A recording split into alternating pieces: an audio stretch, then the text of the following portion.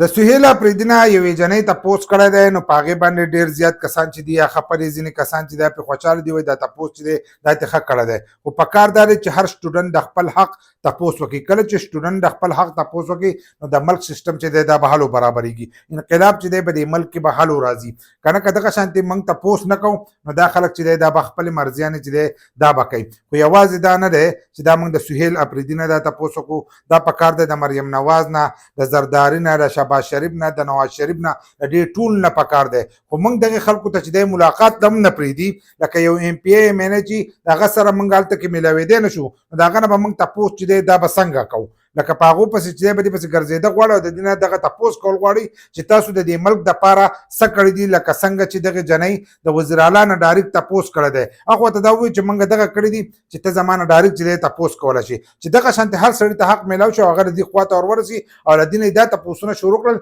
نو د دې ملک دا حالات چې دي دا به برابرېږي، د دې ملک دا سیسټم چې دی دا به برابرېږي. خو که زموږ یونیورسټیانې کالجونه دا هر سره وګوري نو زموږ کم نوی نسل چې دی هغه د ډانس پارټیانې او دې چلون باندې چې دی په دې باندې اخته کړي دي، په دې اخته کړي په دې په حاشیې باندې د دې د وجې نه هغه د خپل حق تپوس نشي کولی. او په ملک کې چې بدلي راځي، سیسټم چې چینج کېږي نو هغه د سټوډنټ د لاسه چینج کېږي او سټوډنټ چې دی هغې په دغه طریقه باندې چې دی په دې باندې اخته کړی دی چې په حاشیانو باندې نن سبا به تاسو وینئ که نه په یونیورسټیانو کې چې دی د ډانس پارټیان او دا قسم چلونه چې دي دا کېږي. د څه د وجې نه کېږي؟ هغه وایي چې د خپل حق تپوس چې دی دا ونه کړي. چې کله موږ د خپل حق تپوس وکړو نو دا ملک به برابرېږي. او کم کسان چې وایي د جنۍ دا غلط کار کړی نو دې صحیح کار کړی دی، خو دې له پکار دی چې د دې نور نه هم تپوس وکړي. ده خو له وخت ورکړو، ده چې دی را پرېښودې ده، خو دا نور چې دی د دې سره چې څوک میلاویږي نو هغه ته سوال لیکلی ورکړی چې ته به د دې سوال تپوس کوې، د دې نه علاوه ته د بل سوال تپوس چې دی دا نه شي کولی. نو که دغه شانتې تپوسونه د دې خلکو وکړل نو هلو به سیسټم برابرېږي.